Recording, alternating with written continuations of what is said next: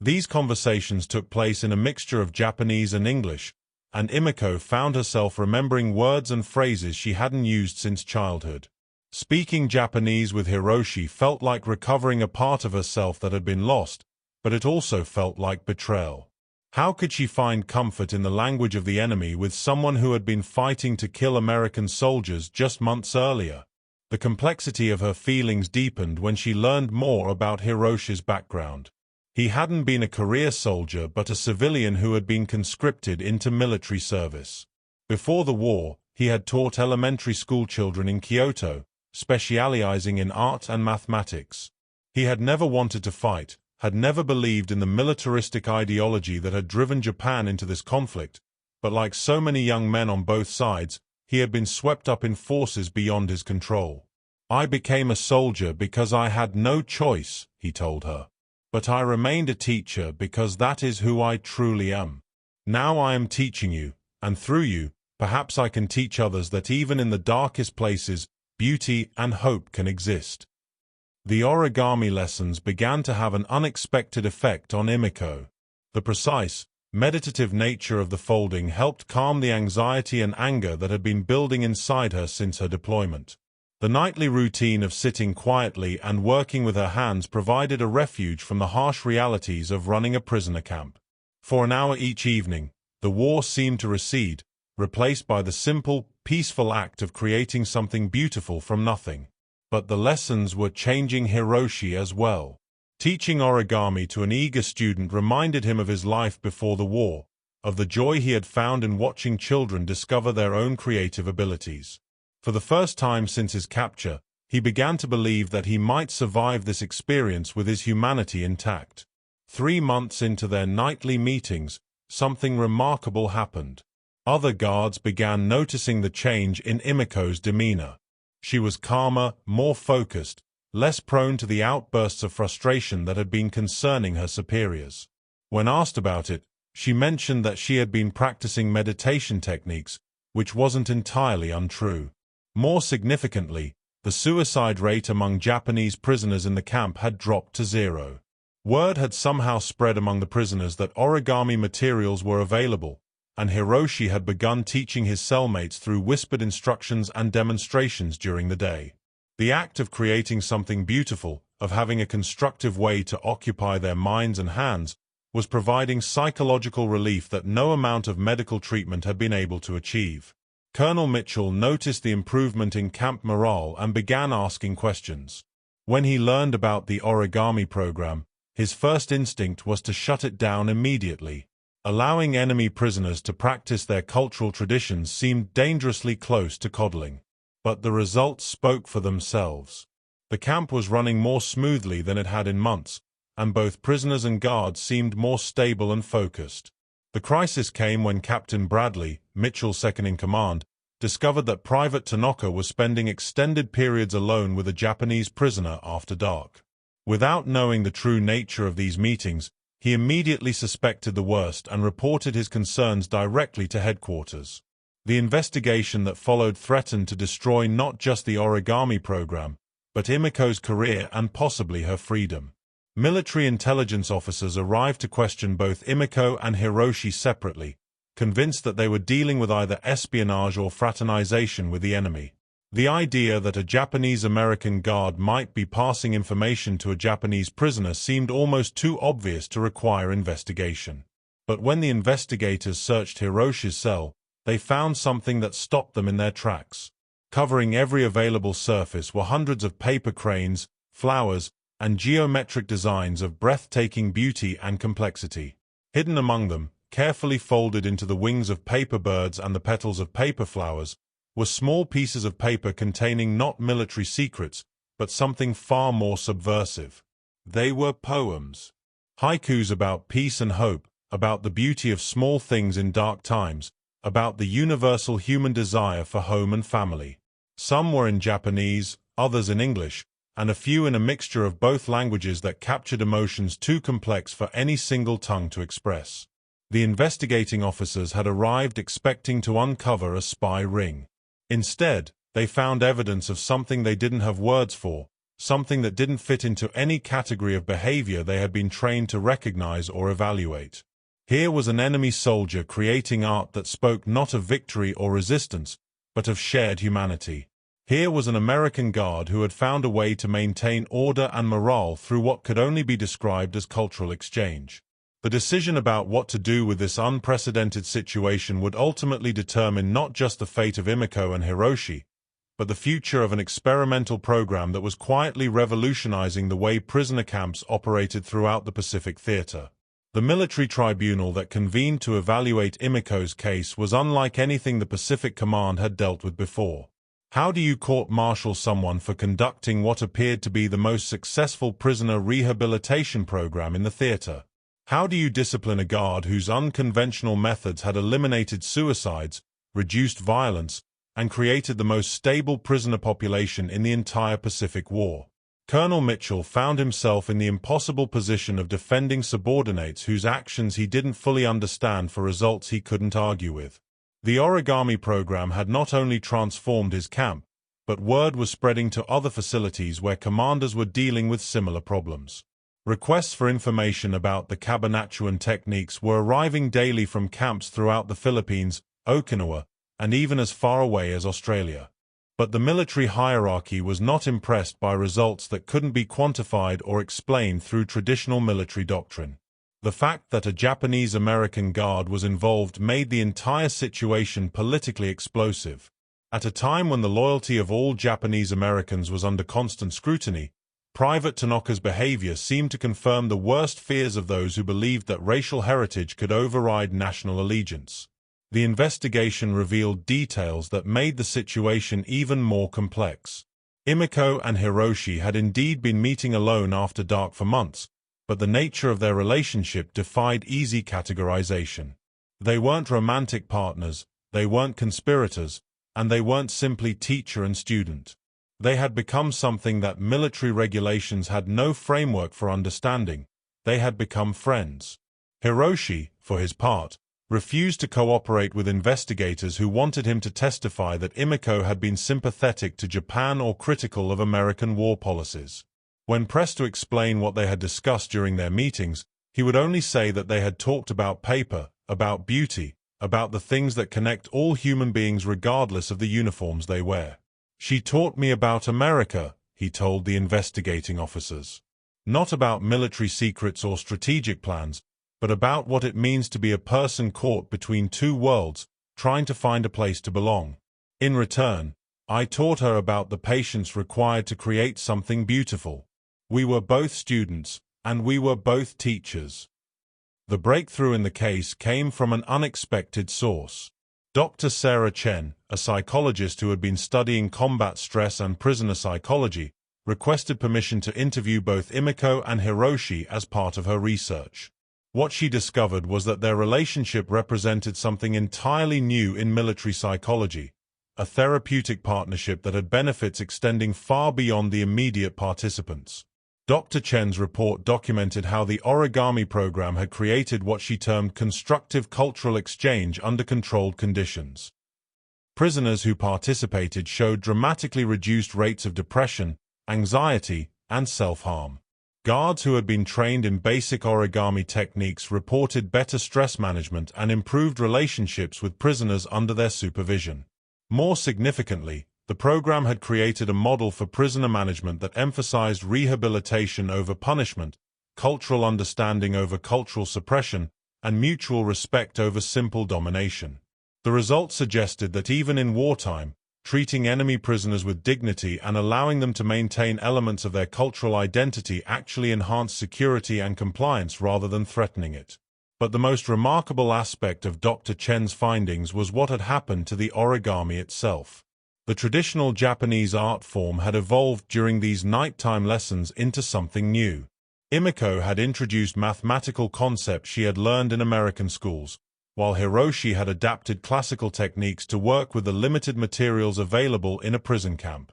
Together, they had created hybrid designs that were neither purely Japanese nor purely American, but something entirely original. These collaborative creations had begun influencing other prisoners and guards who had learned basic techniques. Filipino prisoners were incorporating elements from their own folk art traditions. American guards were adding touches inspired by their regional backgrounds. What had started as a simple cultural exchange was becoming a genuine artistic movement, with origami serving as a universal language that transcended national boundaries. The tribunal faced a dilemma. Punishing Emiko would send the message that cultural understanding and innovative prisoner management were forbidden, potentially destroying a program that was saving lives and improving conditions throughout the theater. But failing to punish what appeared to be fraternization with the enemy would set a dangerous precedent that could undermine military discipline. The solution came from an unexpected advocate, General Douglas MacArthur himself. When the case was brought to his attention, MacArthur saw not a disciplinary problem, but an opportunity. He was already planning for the post-war occupation of Japan and was keenly aware that success would depend on the ability of American forces to understand and work with Japanese culture rather than simply suppressing it. MacArthur ordered that the Origami program be expanded and formalized as an experimental prisoner rehabilitation initiative. Emiko was not court-martialed but instead promoted and assigned to develop training materials that could be used in other facilities. Hiroshi was designated as a cultural liaison consultant, a title that had never existed before but which gave him official status to continue teaching while remaining technically a prisoner. The program's expansion brought new challenges and unexpected discoveries.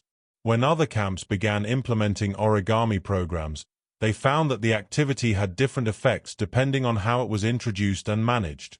Simply providing paper and basic instructions wasn't enough. The key element was the relationship between teacher and student, the mutual respect and genuine cultural curiosity that had developed between Emiko and Hiroshi. Training sessions were established where Hiroshi, under careful supervision, taught American guards not just origami techniques, but the cultural context that made the art meaningful. Guards learned about the spiritual aspects of paper folding, about the patience and precision that Japanese culture valued, about the way that creating beauty from simple materials could provide psychological relief in difficult circumstances. In return, American guards shared their own cultural traditions. Some taught Japanese prisoners about American folk crafts like whittling or quilting patterns. Others shared stories about their hometowns, their families, their hopes for the future after the war. These exchanges were carefully monitored and documented, creating an unprecedented record of cross-cultural communication during wartime. The most profound changes, however, were happening to the participants themselves. Emiko found that teaching origami to other guards helped her process her own complex feelings about identity and loyalty. Working with Hiroshi had forced her to confront the ways that she had suppressed her Japanese heritage in order to prove her American patriotism. Now she began to see that being truly American might mean embracing rather than rejecting the cultural richness that immigrants brought to the country. Hiroshi experienced his own transformation. Teaching his traditional craft to former enemies had reconnected him to his identity as an educator and artist. But more than that, it had shown him that culture could be a bridge rather than a barrier between peoples. The Americans who learned origami from him weren't trying to become Japanese. They were trying to understand something beautiful that came from a different way of seeing the world. By the spring of 1944, the origami program had evolved into something much larger than anyone had anticipated. Reports from participating camps described not just improved morale and reduced disciplinary problems, but genuine cultural learning that was preparing participants for the complex realities of post-war reconstruction. American guards who had learned about Japanese concepts of patience and precision were becoming more effective at managing difficult situations. Japanese prisoners who had shared their cultural knowledge were developing more positive attitudes toward their captors and toward the possibility of peaceful coexistence after the war. But perhaps the most significant development was what happened when news of the program reached civilian populations on both sides of the Pacific. Letters began arriving from Japanese-American families in internment camps, asking for origami patterns and instructions. American families wrote requesting information about Japanese culture that might help them understand relatives who had been changed by their experiences in the Pacific. The program had become more than a prisoner management technique. It had become a small but powerful example of the possibility that even in the midst of total war, human beings could find ways to connect across the deepest divides of language, culture, and ideology. However, this success also created new dangers. As the program gained attention, it attracted criticism from those who saw any positive interaction with enemy prisoners as treasonous. Military traditionalists argued that showing respect for enemy culture would weaken American resolve and confuse American soldiers about who they were fighting and why. The political pressure intensified when several high-profile military leaders publicly questioned whether the program represented dangerous softness toward the enemy. Editorial writers and radio commentators began debating whether treating Japanese prisoners with dignity was equivalent to betraying American soldiers who had died fighting them.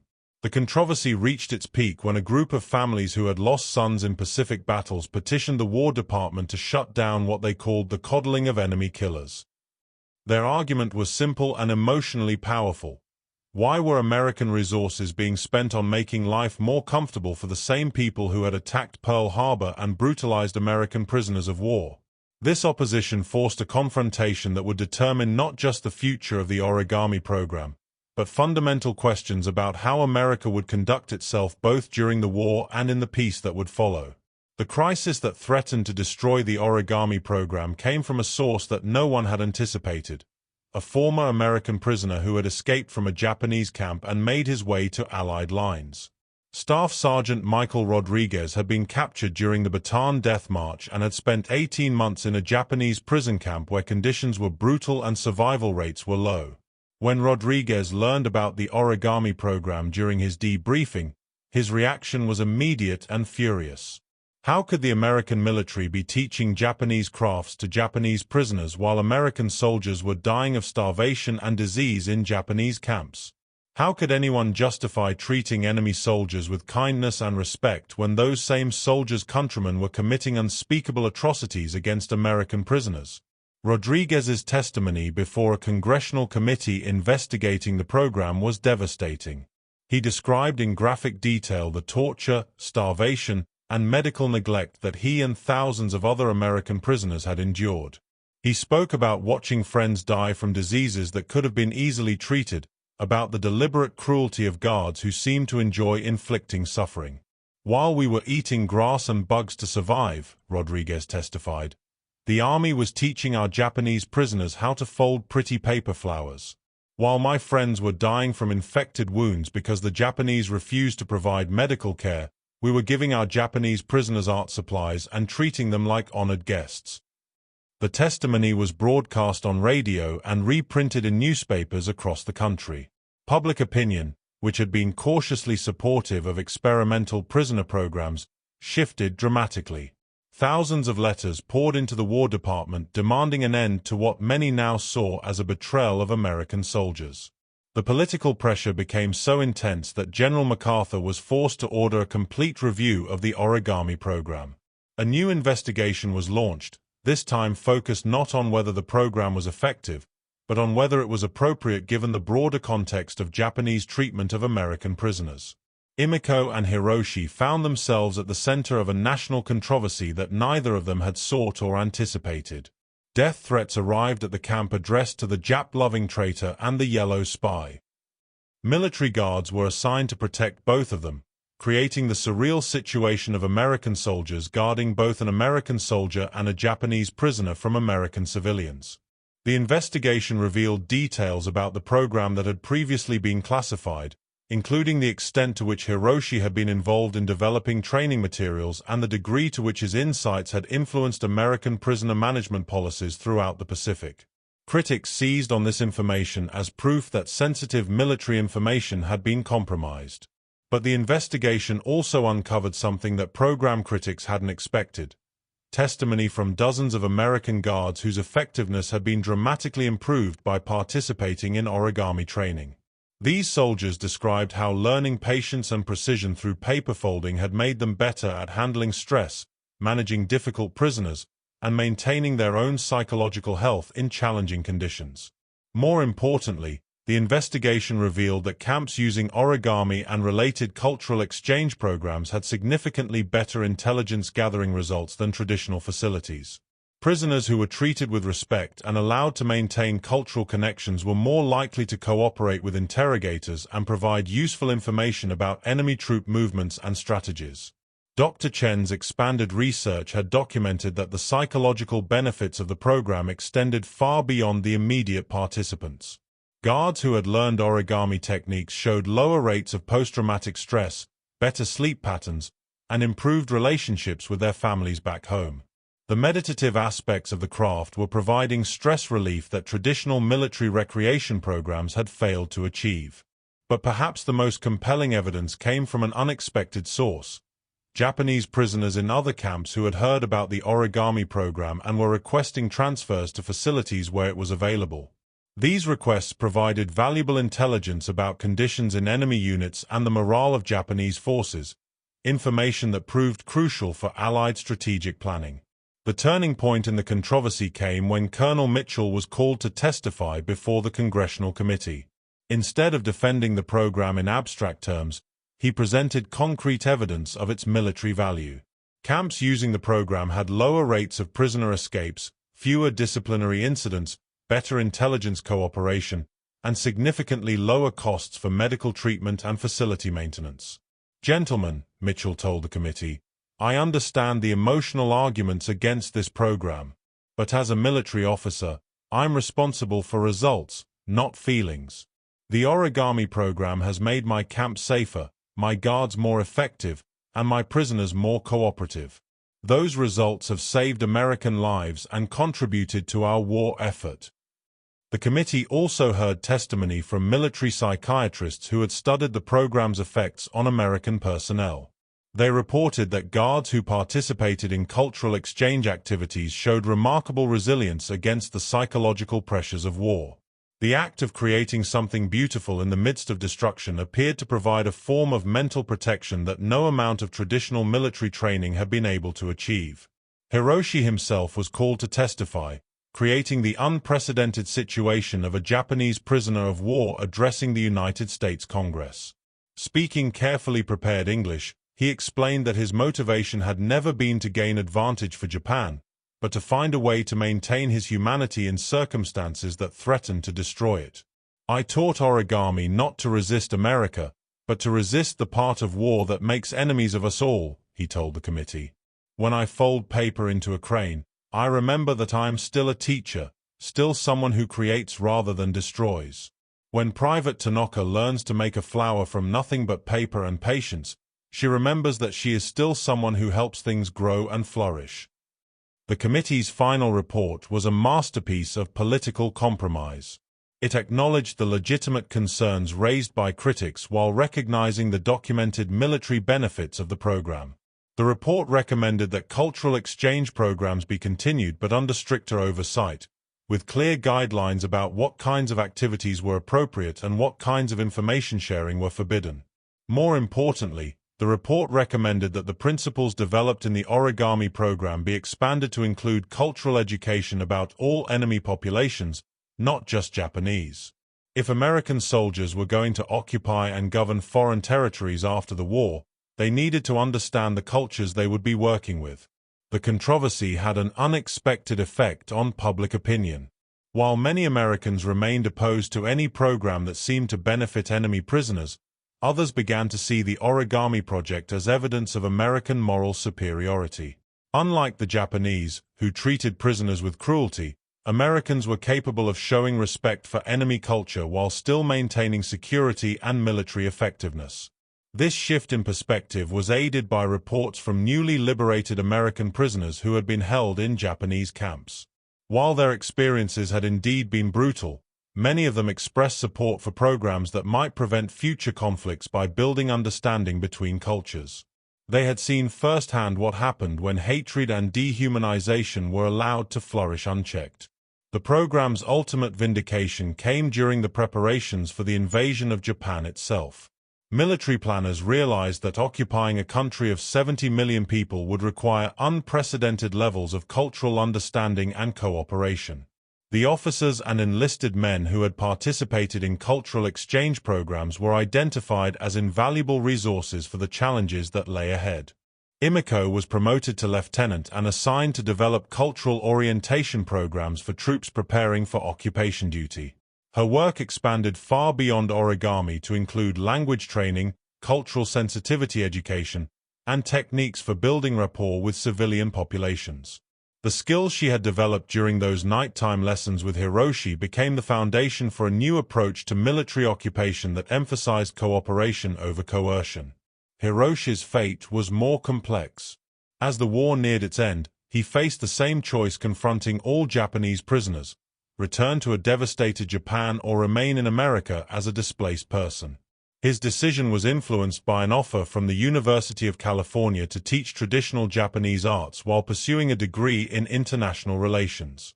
The night before his release from the camp, Emiko visited Hiroshi's cell one final time. They sat together for hours, folding paper in comfortable silence, creating a final collection of cranes that would be distributed to other camps throughout the Pacific as symbols of the possibility for peace and understanding. "What will you do now?" Emiko asked as she prepared to leave. Hiroshi held up a paper crane, examining it in the lamplight. "I will continue teaching," he said. "But now I will teach both origami and the lessons I learned from you. I will teach that difference does not have to mean division, that understanding does not require agreement, and that even enemies can create beautiful things together." Years later, when historians studied the American occupation of Japan, they would identify the cultural preparation programs developed from the Origami project as crucial factors in the success of post-war reconstruction. The officers and soldiers who had learned to appreciate Japanese culture while maintaining their military effectiveness became the backbone of an occupation that transformed former enemies into allies.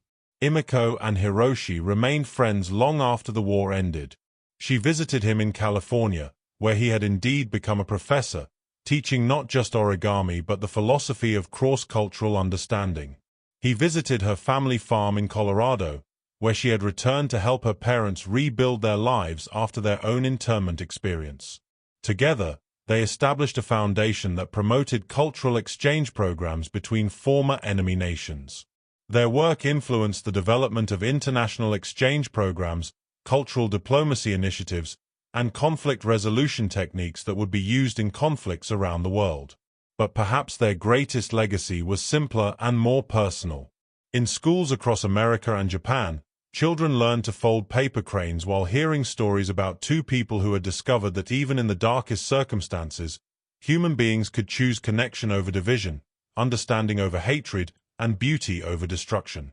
The notebook that Emiko had kept during those nighttime lessons, filled with origami patterns and cultural observations, became a treasured document in the National Archives. Researchers studying the document noted that the margins were filled with small sketches and observations that revealed the gradual development of genuine friendship between two people who were supposed to be enemies. On the final page of the notebook, written in both English and Japanese, was a message that captured the essence of what they had learned together. Paper holds the memory of every fold, but it also holds the possibility of being transformed into something entirely new. So do we. And in a small display case at the Japanese-American National Museum in Los Angeles, there sits a single paper crane, yellowed with age but still perfectly formed. The placard explains that it was folded jointly by Private Emiko Tanaka and prisoner of war Hiroshi Nakamura during the summer of 1943. Using techniques that bridged two cultures and proved that understanding could flourish even in the midst of total war. Visitors often pause at this display, many of them seeing not just a piece of folded paper, but proof that ordinary people, guided by courage and compassion, can create extraordinary change. The crane serves as a reminder that transformation is always possible, that enemies can become friends, and that the most powerful weapon against hatred is the simple human ability to recognize the dignity and worth of every person, regardless of the uniform they wear or the flag they serve. The story of the Origami program became more than just a footnote in military history. It became a testament to the power of cultural exchange, the importance of treating all people with dignity, and the possibility that even in humanity's darkest hours, beauty and understanding can prevail over fear and hatred. In the summer of 1943, deep in the jungles of the Philippines, something impossible was happening every night at the Cabanatuan internment camp. As darkness fell over the compound and the other guards settled into their evening routines, Private Emiko Tanaka would make her way to cell block 7, carrying nothing but a small oil lamp and her regulation rifle. What none of the other guards knew, what her commanding officers could never have imagined, was why she kept returning to the same cell night after night, and what the Japanese prisoner inside was really asking her to do. The prisoner was Hiroshi Nakamura, a 24-year-old former art teacher from Kyoto who had been captured 3 months earlier during a failed reconnaissance mission. Unlike the other Japanese soldiers who had been taken prisoner, Hiroshi hadn't tried to commit suicide rather than face the dishonor of capture. Instead, he had done something far stranger. He had asked to speak with whoever was in charge, and when the American camp commander had grudgingly agreed to see him, Hiroshi had made the most unusual request in the entire history of prisoner exchanges. He wanted permission to teach origami. The Americans had laughed, of course. Here was this enemy soldier, barely alive after weeks of jungle warfare, asking if he could fold paper.